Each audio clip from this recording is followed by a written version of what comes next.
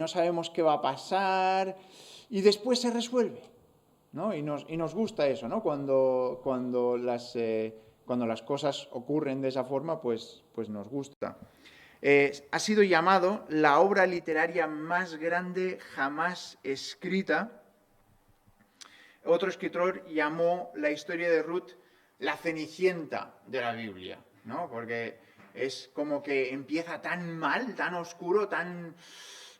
¿Qué va a pasar? Y de repente aparece Booz, ¿no? Y ya sé que vosotros conocéis la historia de Ruth, ¿vale? Espero que la conozcáis. Si no la conocéis, es una leída bastante rápida, son 4 capítulos, realmente no tiene muchísimo peso como para estarte ahí, quizás lo lees en 20 minutitos aproximadamente.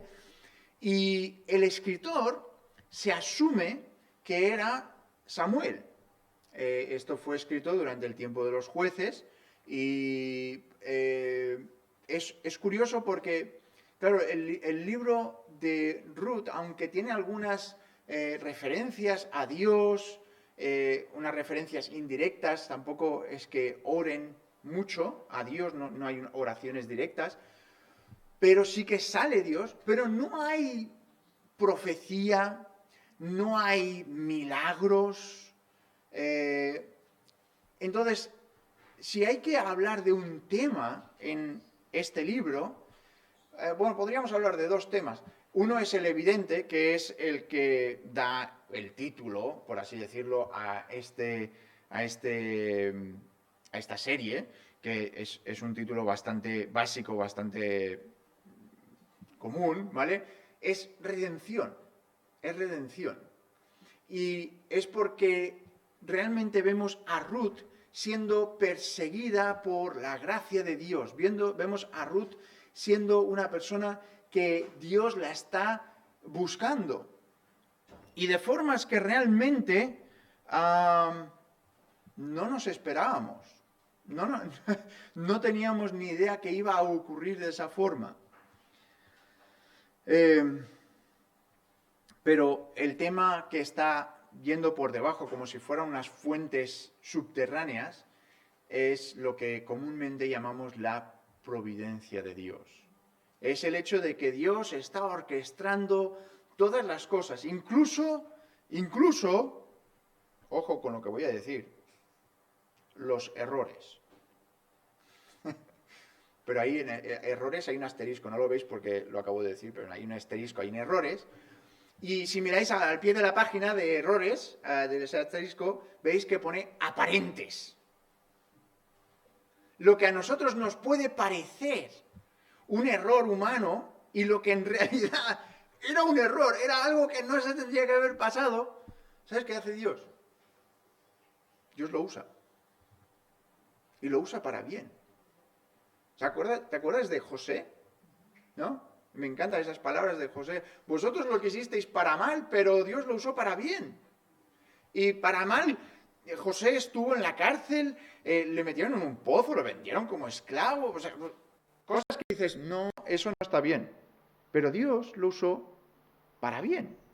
Y aquí vemos, y especialmente en este mensaje que vamos a mirar en este día hoy específicamente, vamos a estar mirando cosas un poquito tristes y negativas hasta el final. Os lo digo porque hay luz, ¿vale? Al final del mensaje hay luz, para no deprimiros durante todo este tiempo. Al final acabaremos con una nota buena, una nota positiva. Pero hoy vamos a estar mirando el principio de este libro que nos va a hablar de cosas malas, nos va a hablar de cosas tristes y vamos a tener que verlo reflejado en nuestras propias vidas. Así que me gustaría mirar en este día estos primeros 7 versículos. Y vemos aquí que estos 7 versículos nos hablan de 3 tumbas en una vasija. Vamos a leer estos primeros 7 versículos. Dice: aconteció en los días que gobernaban los jueces que hubo hambre en la tierra, y un varón de Belén de Judá fue a morar en los campos de Moab, él y su mujer y dos hijos suyos. El nombre de aquel varón era Elimelec, y el de su mujer Noemí, y los nombres de sus hijos eran Malón y Kelión, efrateos de Belén de Judea. Llegaron pues a los campos de Moab y se quedaron allí.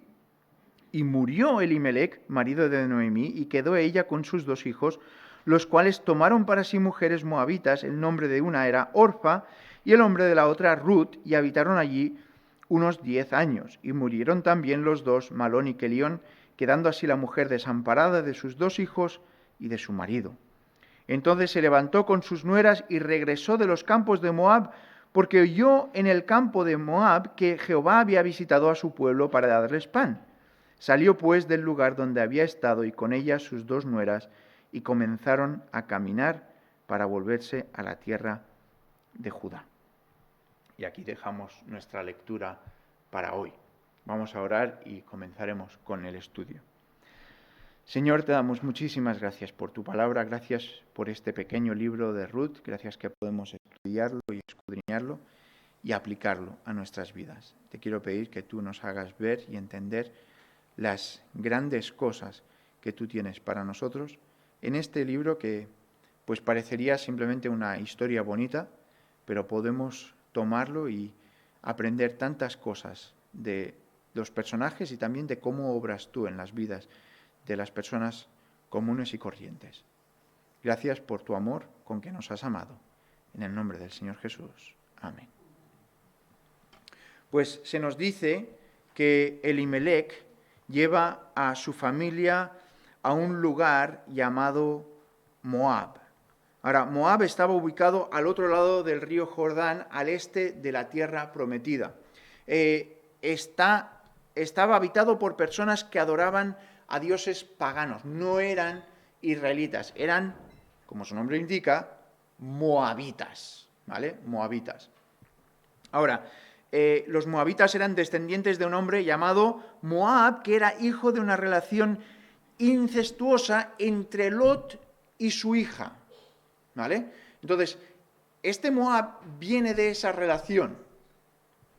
En Génesis 19, eran un pueblo orgulloso que destacaban por su anarquía, su inmoralidad y por su violencia brutal. Lo tenemos esto en Levítico 18, en Deuteronomio 9, Salmo 60. Ellos atacaban y se oponían a Israel buscando destruir el pueblo de Dios.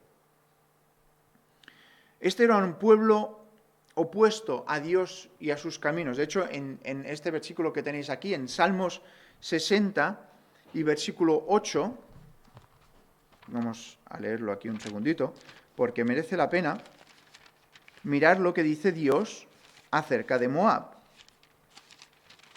Salmo 60 y versículo 8 dice: Moab, vasija para lavarme.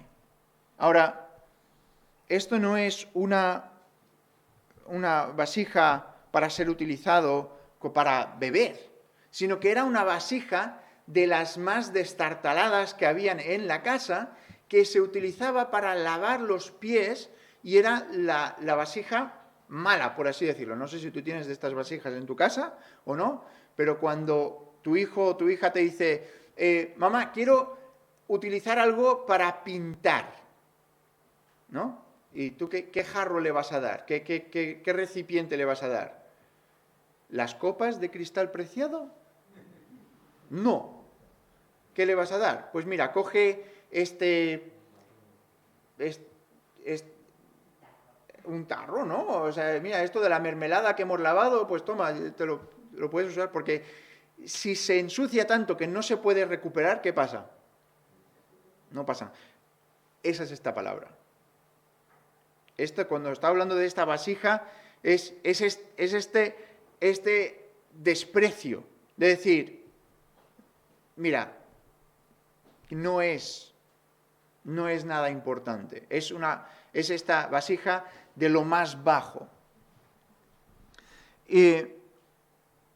Dios dice que no son nada, que serían reducidos a la forma más baja, que era lo que utilizaban estos esclavos para limpiar.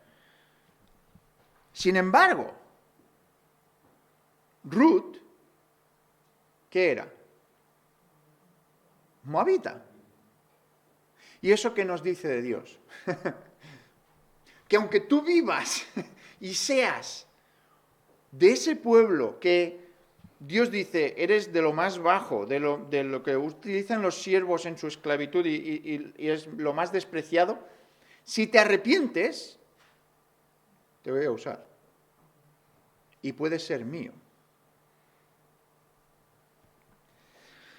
Pues vamos a ver aquí diferentes cosas. Vamos a mirar primero que estaban viviendo en tiempos de circunstancias desesperadas.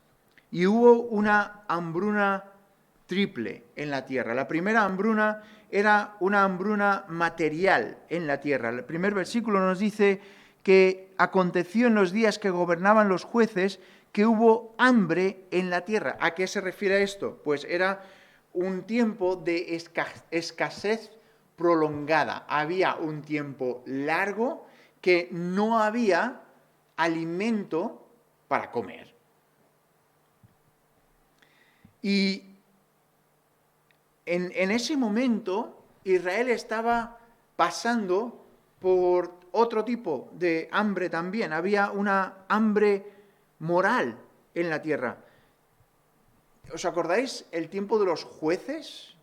¿No? ¿Qué dice en el libro de los jueces? Que si miramos, no sé si en vuestras Biblias, pero en la mía está al otro lado de la página, dice en el versículo 25, justo el último versículo del capítulo 21, en estos días no había rey en Israel, cada uno hacía lo que bien le parecía.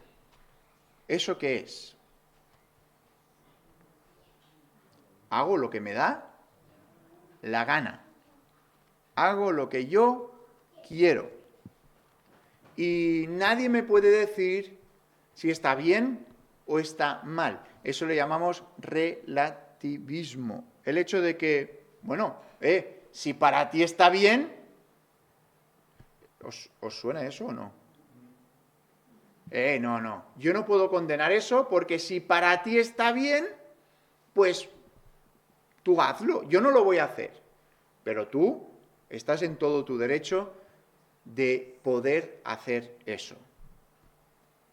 Y hoy en día vivimos en un tiempo que las personas pues asumen que yo no puedo decir que algo está bien o está mal basándome en ningún tipo de autoridad a menos que yo sea la autoridad final.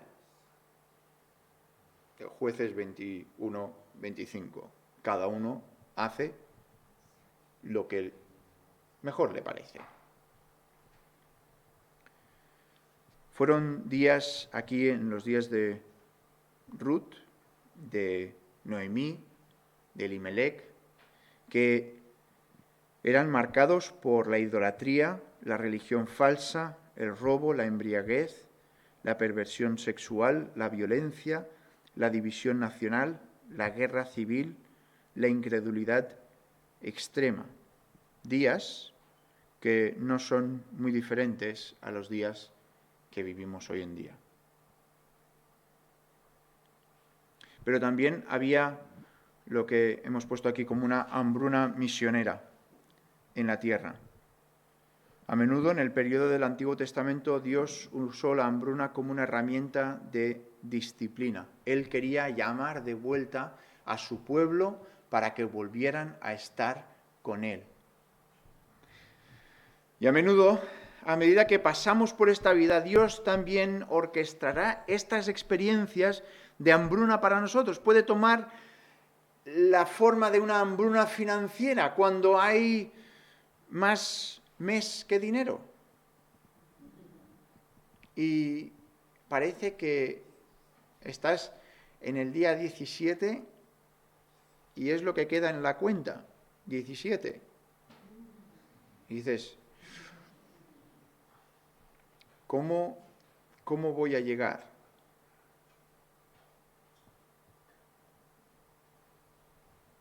Y puede haber una hambruna.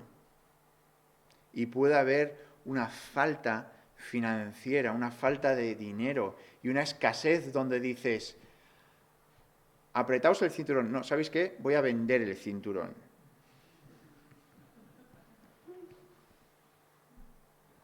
porque estás en un periodo de tanta escasez. Puede tomar la forma de una hambruna física, donde la salud y el bienestar se vuelven evasivos, donde antes o ayer estabas bien y hoy ya no estás bien. Eso no quiere decir que si una persona está pasando por un momento de dificultad financiera o está pasando por una enfermedad, eso es un castigo de Dios. No estoy diciendo eso, ¿vale? Porque si no estaríamos diciendo de que solamente las personas que son ricas y con salud son las que están dentro del favor de Dios, y eso es falso, ¿vale? Entonces, tenemos que tener mucho cuidado cuando decimos escasez igual a castigo, ¿sí? Pero puede ser, tú lo sabes en tu propia vida, tú lo sabes, que si Dios te está intentando decirte, hijo mío, hija mía, vuelve. Hay algo en tu vida que tienes que rectificar, vuelve. Yo no lo puedo saber eso en tu vida, tú lo puedes saber eso en tu vida. La intención de Dios durante esos momentos en la vida no es alejarte de Él, sino que es acercarte más a Él. Puede estar intentando corregirte o puede estar intentando perfeccionarte. Y la forma en la que reaccionas va a hacer la diferencia entre esas dos direcciones. Pero también era un momento, un tiempo de opciones peligrosas. Como veremos en estos siguientes versículos, Elimelec no responde correctamente. Él no dice, oye, hay una hambruna, voy a mirar a ver qué es lo que está pasando en mi vida, voy a hablar con Noemí, voy a hablar con mis hijos, a ver qué es lo que está ocurriendo en nuestras vidas, para intentar afrontar esta hambruna triple a la que nos estamos enfrentando en nuestras vidas ahora. Y aún así, veremos ahora mismo 3 errores que él y su familia cometieron durante esta experiencia de hambre. El primer error es que eligió dejar la tierra prometida. El versículo 1 nos dice que un varón de Belén, de Judá, fue a morar a los campos de Moab, él y su mujer y 2 hijos suyos, ¿vale? Es curioso, ¿no? Que acabamos de estar mirando todo, Belén, Éfrata y tal y cual, y nos encontramos con alguien, en vez de ir hacia Belén para adorar al rey, se va de Belén, ¿no? Y este hombre se está yendo de Belén. Ahora, ¿os acordáis? Estoy seguro que sí. Belén quiere decir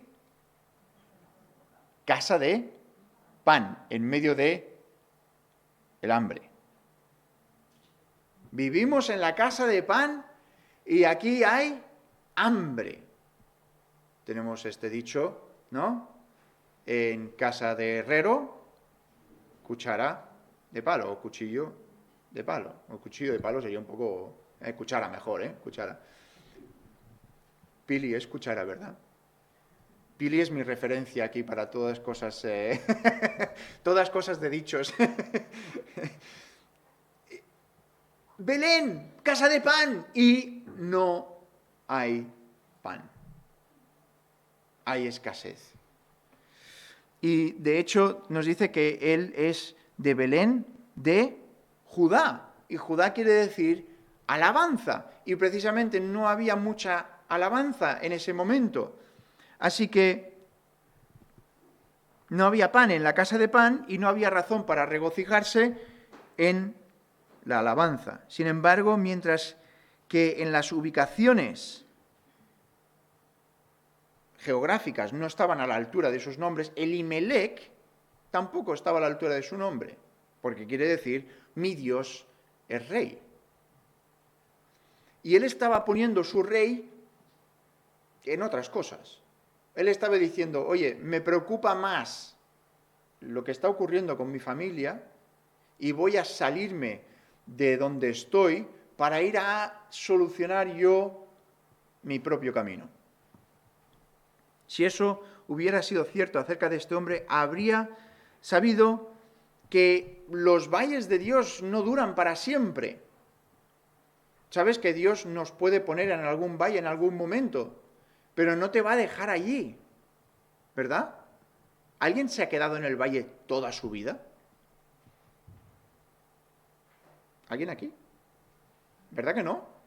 ¿Verdad que tienes tiempos de valle y después Dios te saca y te lleva a las cumbres otra vez? Y después quizás pasas otro tiempo de valle y después vuelves a las cumbres. Y así es.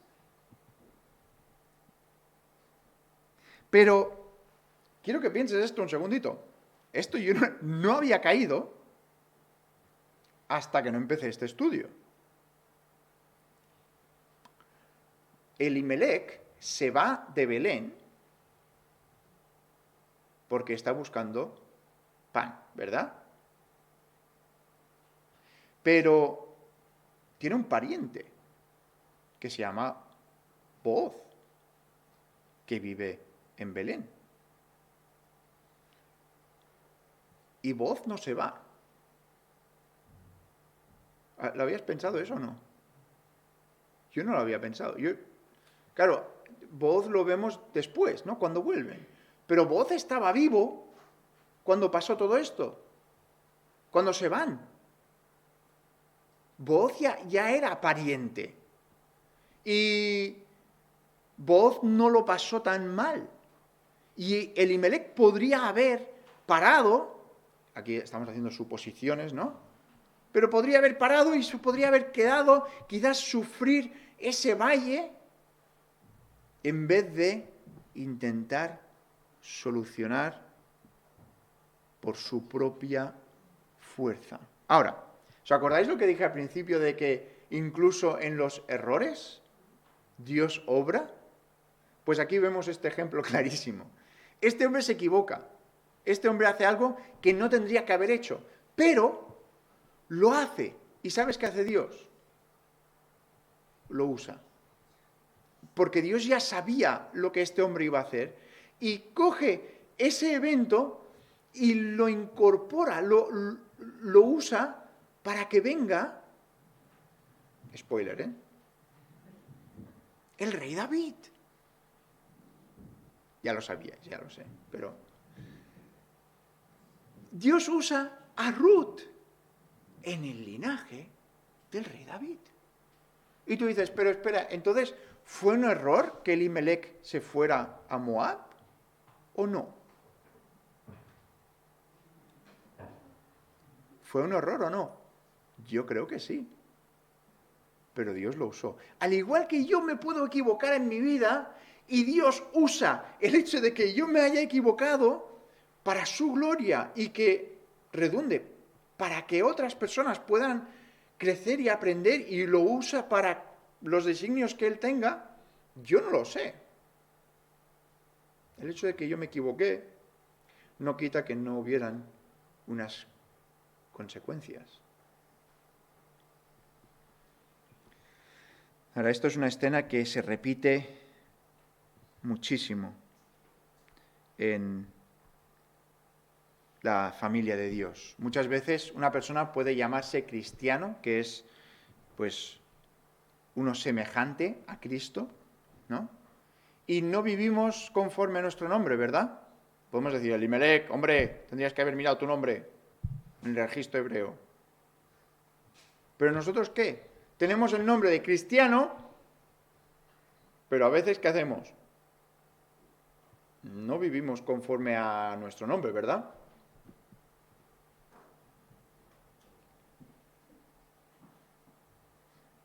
Tal vez cuando llega esa hambre material, encontramos que queremos salirnos con la nuestra. Yo soy de este tipo de personas, ¿vale? Digo, no como un ejemplo, sino realmente, yo soy así, ¿no? Viene algo financiero y digo, a ver cómo lo soluciono. Yo me voy a atar los zapatos bien, bueno, estos no tienen cordones, pero voy a buscar qué hacer. Venga. ¿Y sabéis qué sale? Lo que yo no estaba intentando. Y cuando yo no lo estoy intentando. Ejemplo rápido. mi hermana me dijo, Josué, tenemos aquí un montón de familias que están queriendo enseñar a sus hijos español y tú podrías montar una clase virtual de español aquí en Estados Unidos. Y ¡buah! Yo pensé, ¡buah! Y monté un vídeo, monté una parte de una página web para que pudieran darse de alta, y estaba todo ahí listo, y ¡ah! ¿Cuánta gente se apuntó? 0. Así. Y de repente alguien te llama y te dice, oye, ¿estarías interesado en hacer esto? ¿Otra cosa? O estamos buscando... Y Dios obra de esa forma. Porque nosotros nos podemos mover muy rápido y nos vamos a cansar. Y esto nos tiene que enseñar. Ahí está trabajando conmigo y sigue trabajando conmigo, ¿eh? No os preocupéis que seguiremos con esto, ¿vale? Porque yo soy duro de roer. Y poco a poco Dios lo está obrando en mi vida, pero aún tengo para masticar. Así que... Pero ¿cuántas veces nos intentamos mover y ¿sabes lo que hacemos? Generamos aire. Porque mover, no estamos moviendo nada. Generar, está en manos de Dios. Y cuanto antes lo aprenda eso y lo aplique y lo genere sin tener que pasar por todo lo anterior, mejor iré. Porque ¿sabes cómo viviré, no? En paz. Sabiendo que Dios lo tiene todo en sus manos. Y si paso por hambre, o si paso momentos fructíferos, sigo estando en sus manos. Entonces, lo primero es que eligió estar y dejar la tierra prometida, pero después eligió vivir en una tierra contaminada. Dejar Israel para ir a Moab, ¡buah! Esa es una gorda, ¿eh? Para un judío. ¿Por qué? Bueno, piensa un segundito. Elimelec deja el camino, eligió el camino prohibido a Moab sobre el contentamiento en las cosas del Señor. Deja su herencia, ¿vale? Están dejando una separación total de las cosas de Dios. Porque no podían adorar en el templo, no podían llevar sus ofrendas, no podían guardar las fiestas que ordenaba la ley. Estaban totalmente aislados de lo que representaba Dios para ellos. O sea, es como si tú... A ver cómo... Es como si tú te fueras a un lugar, no simplemente donde no hubiera una iglesia, sino que empaquetando, volicionalmente y pensándolo, dejas todo, tu Biblia, libros que puedan ayudarte, lo dejas todo a un lado para irte a este sitio y vivir sin ningún contacto de nada que pueda ayudarte en tu vida espiritual. ¿Vale? Dices, ¿hay un problema aquí? ¿O no? Este era el concepto, que estaban diciendo, ¿sabes qué? Lo dejamos todo. Lo dejamos todo. Es que merece más la pena tener comida que sufrir aquí cerca de Dios y en relación con su pueblo. Lo pone en otra perspectiva, ¿no? Cómo Elimelec toma esta decisión con Noemí y van a este pueblo. Pero no solo eso, van a Moab y ¿qué hacen? Se exponen a la maldad de Moab. ¿Y qué es lo que pasa cuando vives en la maldad? Cuando vives continuamente alimentando tu mente y tu corazón, ¿sabes lo que pasa? Que alguien... Te acostumbras, ¿eh? Y dices, oye, mira, tampoco está... Acábalo conmigo esto. Tampoco está tan mal, ¿eh? Me alegro, también lo sabéis. Venga. está tan mal. Tampoco, oye, hay cosas mucho peores.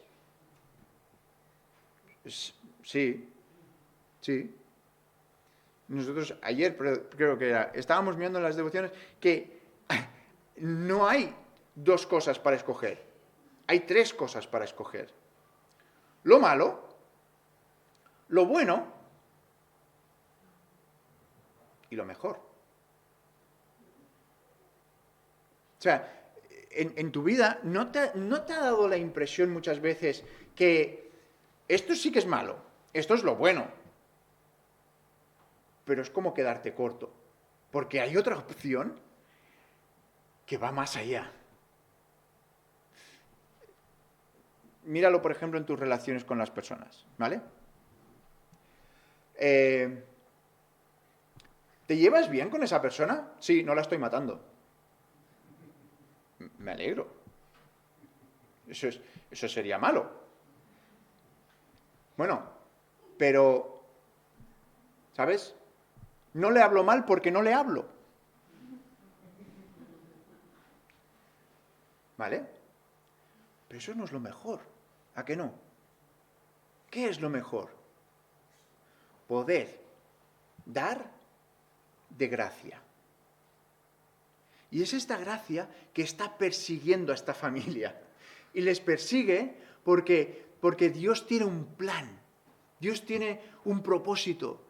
Y Dios quiere que tú y yo en nuestras vidas no nos conformemos con no matarles ni no hablarles, sino de perdonarles y de por gracia decir, oye, mira, ¿sabes qué? Puede ser que tú en el pasado, quizás no tienes que decírselo verbalmente, ¿vale?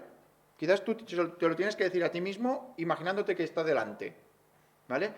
Te perdono por todo aquello que me has hecho. Y te doy de la gracia que Dios me ha dado a mí milésimas veces más de la que yo te estoy dando a ti, por muy poco que sea. Digo porque a veces no puedes hablar con esa persona. Quizás ya están muertos. A veces por la distancia no puedes hablar con ellos. O quizás simplemente esa persona no lo sabe, que lo ha hecho, y tú lo tenías ahí. Un día vas a ver. Y la reacción que te causaba esa persona cuando la veías era de...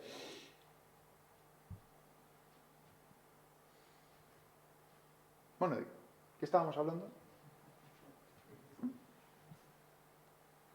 Pero la gracia de Dios es tanto, tanto más grande. Ahora, esposos y esposas. No hace falta que diga nada más, ¿verdad? Esto lo tenemos que poner en práctica. Porque aquí es donde causan mucho roce. Hijos con padres, padres con hijos. Estamos viviendo en una misma casa y estamos allí y a veces parece que sea una olla de presión. Yo tengo un miedo a la olla de presión. O sea, si hay una cosa en la cocina que me causa miedo, es esa olla de presión. Antes era ¿cómo se llama? El mini primer. El mini primer aún le tengo... Sí que tenemos, sí. Pero la olla a presión ahora es mi number one. Este no me gusta. O sea, si tú quieres aterrorizarme, despiértame con el ruido de la olla a presión. ¿Vale? Sí, qué buena. Pero os lo digo en serio. O sea, no me gusta para nada. No sé por qué. Pues me noto que va a explotar. ¿Sabes? Y además, cuando salta el pitorrito ese, venga, hay que bajar el este. Yo no. O sea, puede ir un hijo mío y morir. No. Hasta ese punto no llego. Pero me da miedo. O sea, os digo en serio, no sé por qué está tan... Es infundado, seguro, pero... ¿Vale?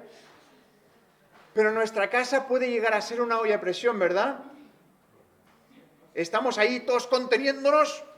¡Te quiero tanto! Pero como me digas eso una vez más, no os pasa a vosotros, ya lo sé.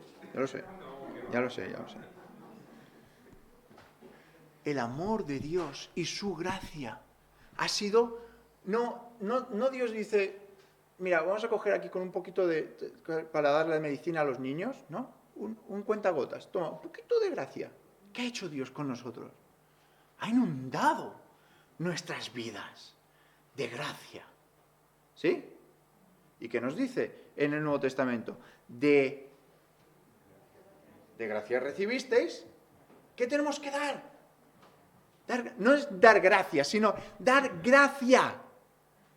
¿Qué quiere decir eso? Que alguien ofende en contra mía, incluso sin saberlo, y le perdono. Incluso sin esa persona tener que venir de rodillas. Por favor, perdóname. No, simplemente paso. No paso de que paso de ti, sino paso de esa ofensa. Y te sigo amando como Dios te ama a ti. Tú imagínate que Dios parara de amarte porque tú lo ofendes. Creo que ese pensamiento nadie lo quiere tener, la realidad de ese pensamiento. Porque ¿cuántas veces al día puede ser que ofendamos? Y pongamos otros ídolos, pongamos otras cosas, hablemos mal, pensemos mal, y Dios sigue persiguiéndonos con su gracia.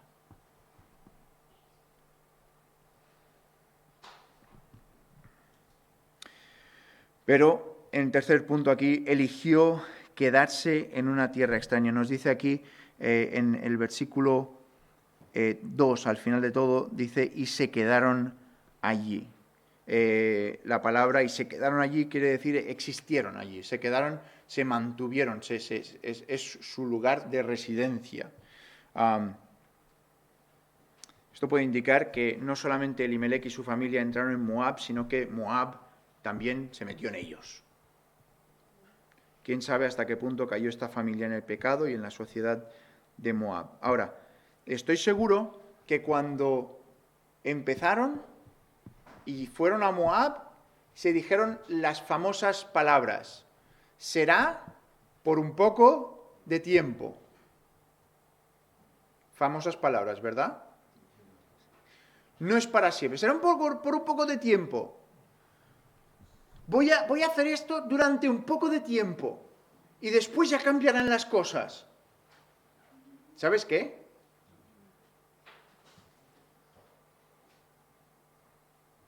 Nos dice, lo he leído, final del versículo 4. Habitaron allí unos 10 años, pero unos 10 años después de la muerte de Elimelec. No sabemos cuánto tiempo pasó desde que fueron hasta la muerte de Elimelec, pero 10 años. 10 años es mucho tiempo. Pregúntale a Josh. Tiene 10 años. Es mucho tiempo. Pero eso es aparte de Elimelec viviendo. O sea, no sabemos, quizás fueron 10 años más. No sé, aquí estoy suponiendo, Pero sea el que sea, eligieron quedarse en esa tierra. Ahora, antes de dejar este pensamiento, quiero recordaros que ir a Moab no siempre implica un movimiento físico real. ¿Eso a qué me refiero? Pues a veces podemos pensar en personas que deciden, oye, me marcho a no sé dónde. ¿Y qué vas a hacer ahí?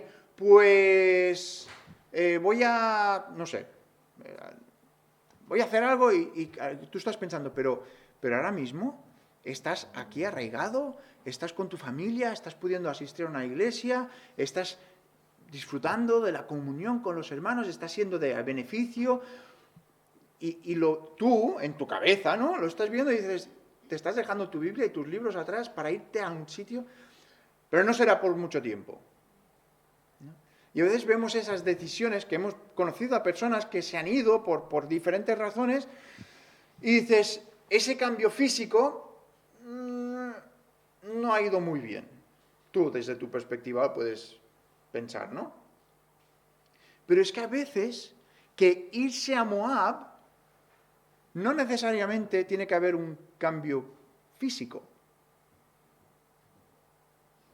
Tú puedes venir a la iglesia regularmente, tú puedes leer tu Biblia de forma habitual,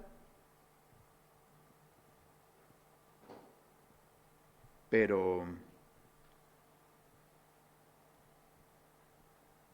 estamos espiritualmente lejos.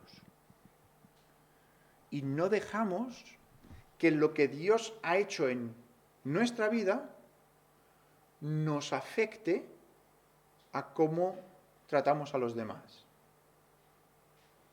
¿Sí?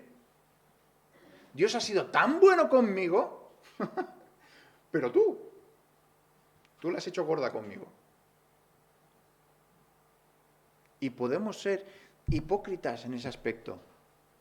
Podemos recibir tanto, ¿no? Nos acordamos de esa parábola, ¿no? Del hombre que se le perdona tanto y después es tan malo con el que le debía nada comparado.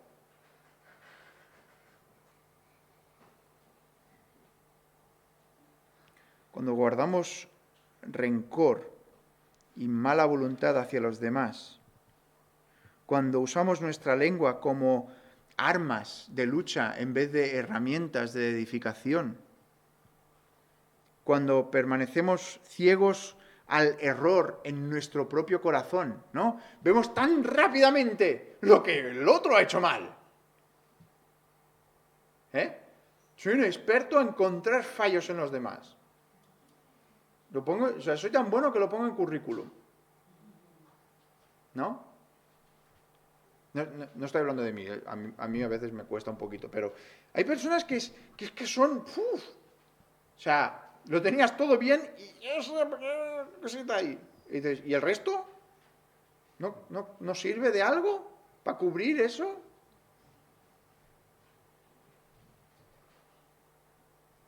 ¿Cuánto nos cuesta, verdad, de encontrar lo bueno?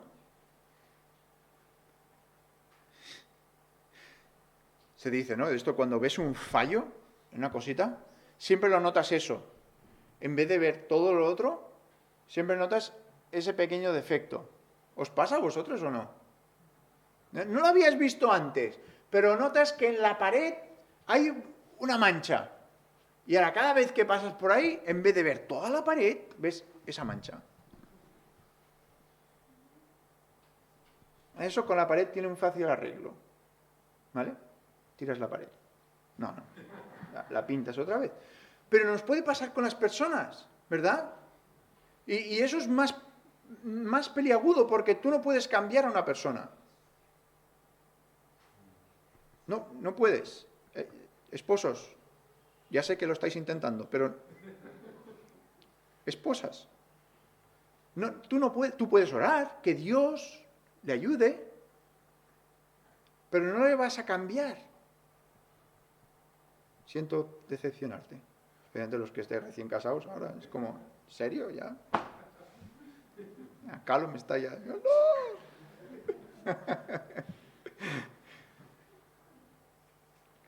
Y la cuestión es que tú ves el defecto en esa persona y siempre ves ese defecto.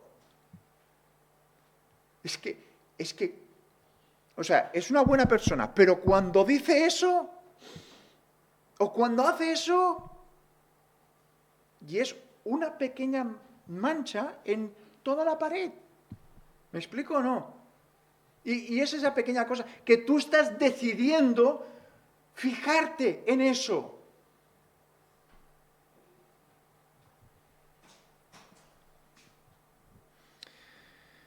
Pero seguimos. Es un tiempo de consecuencias mortales.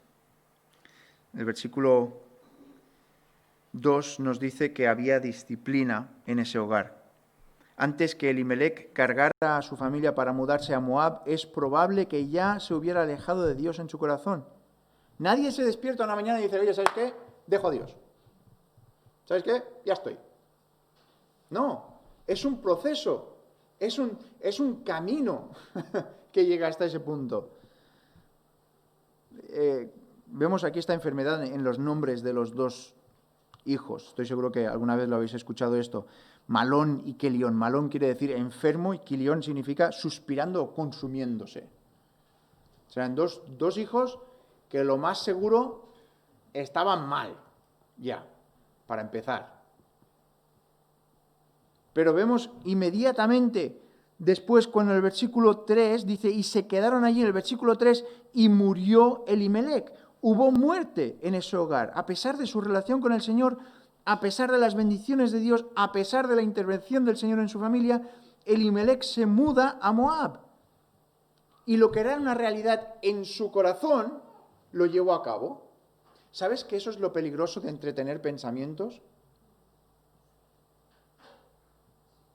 ¿Sabes lo que quiere decir entretener pensamientos, no? Entretener pensamientos es que vas pensando ciertas cosas. Me gustaría hacer esto. No lo voy a hacer, ¿eh? Pero, ¡guau! Me quedaría tan a gusto de hacer esto. Y lo vas pensando, y lo vas pensando, y lo vas pensando. ¿Y sabes lo que puede pasar? Un día que lo haces. Y es el problema de entretener esos pensamientos. Es posible que estos hijos, ¿sabes lo que eran? Eran la gracia de Dios diciéndole a Elimelec, cuidado, ojo, porque Dios te puede hablar de muchas formas. Dios puede ser un silbo apacible, o puede ser la voz tronante de Natán, dándote un ejemplo, ¿no? A David, ¿os acordáis, no? Y te ves repercutido en lo que Dios te está diciendo. Y Dios es muy posible que estaba aquí hablando a Elimelec, diciéndole, ojo, lo que estás pensando, no vayas por ahí. Pero finalmente vemos que hubo muerte y derrota en ese hogar.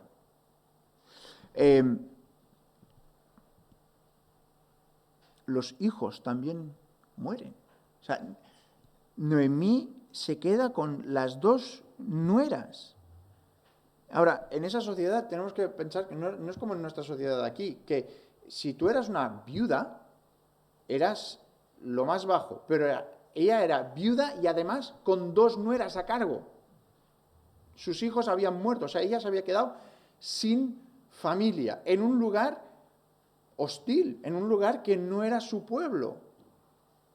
¿Os acordáis lo que decíamos acerca de Israel, donde la gente acogía, ayudaba? Israel tenía puesto por Dios algunas cosas para que los pobres pudieran, incluso si era recoger un poquito. ¿Os acordáis, no? Cuando segaban, llegaremos a esto, cuando segaban, no segaban las esquinas para que los pobres pudieran venir y recoger las esquinas. Se redondeaban los campos para que los pobres pudieran recoger. Iban detrás de los que iban recogiendo para recoger lo pequeño. Y no se les prohibía. ¿Por qué? Porque Dios tenía en consideración a los pobres. Pero Moab no. Y aquí se queda Noemí en desolación, en desánimo y en derrota. No tenía que ser así, pero debido al pecado en sus corazones y a las decisiones que tomaron en sus vidas, porque habían estado entreteniendo cosas, en vez de decir, la gracia de Dios obrará en nuestras vidas, y así es la naturaleza del pecado. Nunca trae nada bueno a nuestras vidas. No podemos pensar, mira, yo soy diferente. 7.000 años de historia. Y yo soy diferente. A mí no me afecta el pecado. ¿Sabes qué? Tengo noticias. Eso no es verdad. Te va a afectar. Quizás ahora mismo no, pero te va a afectar. Mira lo que nos dice en Proverbios 13:15 y en Romanos 6:21. Proverbios 13:15 dice, el buen entendimiento da gracia, mas el camino de los transgresores es duro. Y Romanos 6:21 dice, pero ¿qué fruto teníais de aquellas cosas de las cuales ahora os avergonzáis? Porque el fin de ellas es muerte. ¿Qué es lo que le pasó a Elimelec y a sus dos hijos? Muerte. No estoy diciendo que si tú pecas vas a morir, ¿vale? No estoy diciendo eso. Sí que vas a morir algún día, pero no tiene por qué ser una consecuencia directa de tu pecado. Ahora, estos hombres se habían alejado de Dios, habían ido lejos de Dios, a conciencia.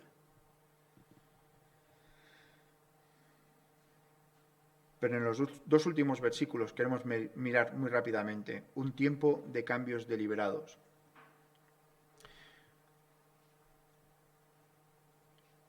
Y vemos que Noemí, en el versículo 6, dice: entonces se levantó con sus nueras y regresó de los campos de Moab, porque oyó en el campo de Moab que Jehová había visitado su pueblo para darles pan. Entonces, aquí Noemí no sabemos cómo lo hace, pero escucha que en Israel vuelve a haber pan, vuelve a haber trigo, vuelve a haber cosecha. Alguien vino a Moab con la buena noticia de que Dios estaba bendiciendo en Israel. Y esto provocó en ella un deseo en su corazón de volver a casa. Tal vez recordó lo que era estar en comunión con las personas, ¿no? De estar con la gente que eran igual que ella. Lo que nos pasa a nosotros, ¿no? Cuando no podemos asistir un par de domingos y es como, ¿qué ganas tengo de estar con los hermanos? Y te vas por un tiempo y después vuelves y dices, ¡wow! Esto lo echaba de menos. Yo ayer estaba con ganas de volver a comer juntos.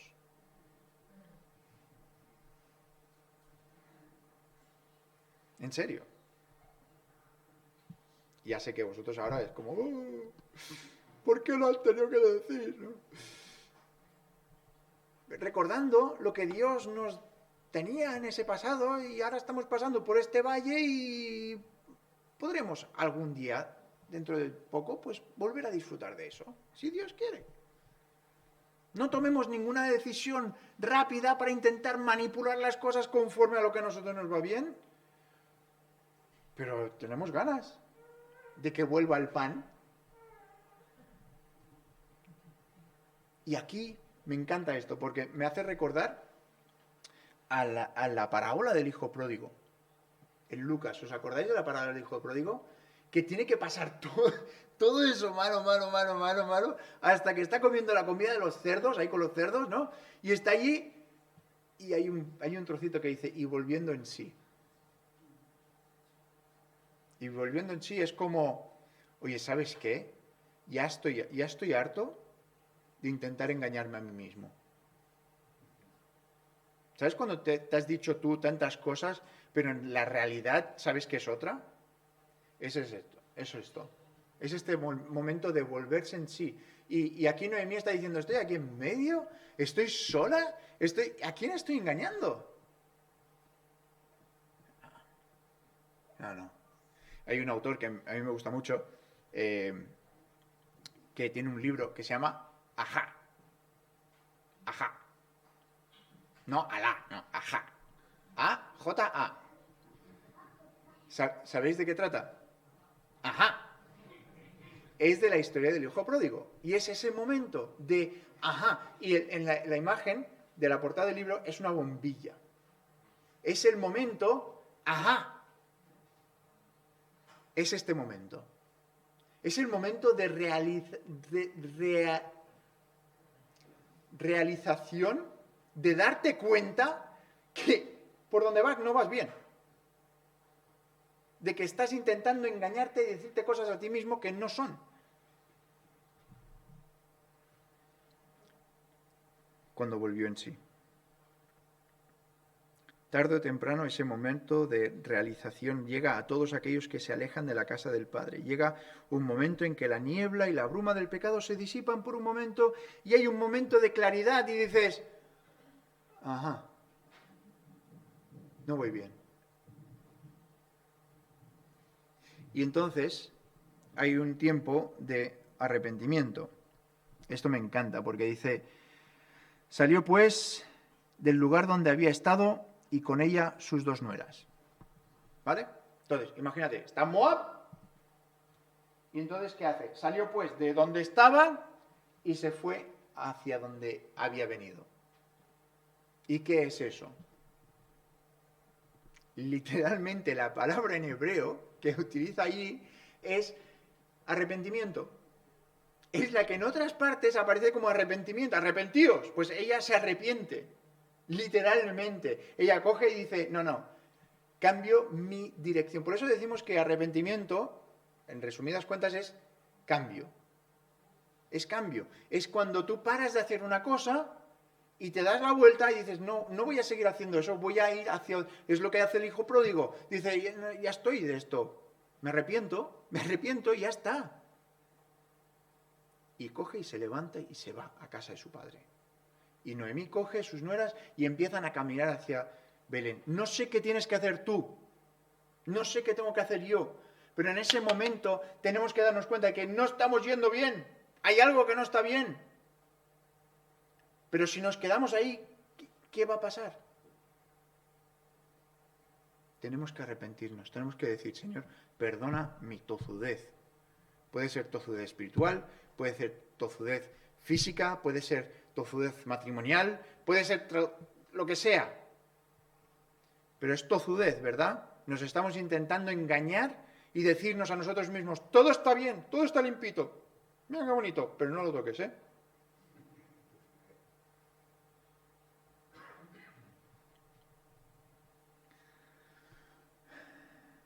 Así que vemos también un tiempo de regreso. Noemí se levanta y sigue en su camino para regresar a la tierra de Judá. Está dirigiéndose a la tierra de alabanza. Está volviendo donde debería haber estado todo el tiempo. ¿Sabes que Dios no te salvó para que pudieras extraviarte en el pecado? Dios no te sacó del pecado para que tú te volvieras a meter, a zambullir allí. Dios te sacó para que tú fueras separado, para que tú fueras limpio. Te salvó para que pudieras adorarlo en espíritu y en verdad. Él te salvó para que pudieras ser usado por Él para su gloria. Te salvó para que pudieras vivir una vida llena de gozo, de paz, de la gloria de Dios. Pero nunca será cierto mientras elijas permanecer en Moab. Habitar en Moab te roba de la paz, te roba del gozo, te roba de tu utilidad para el Señor. Matará cualquier cosa en ti que Dios pueda usar para ayudarlo y bendecirte. Y aún así, me encanta, porque Dios dice, mira, Noemí, tú te arrepientes, te vuelves, pero te llevas a una.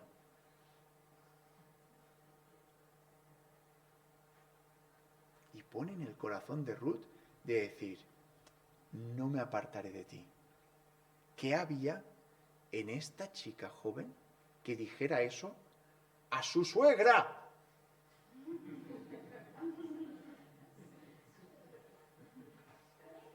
Vaya relación. Ahora, con eso me gustaría poder decir, hermanos, hermanas, intentemos alejarnos de lo que el mundo nos habla acerca de las suegras.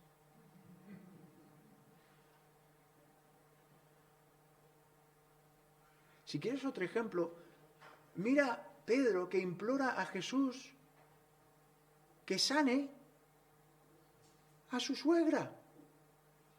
¿Os acordáis o no?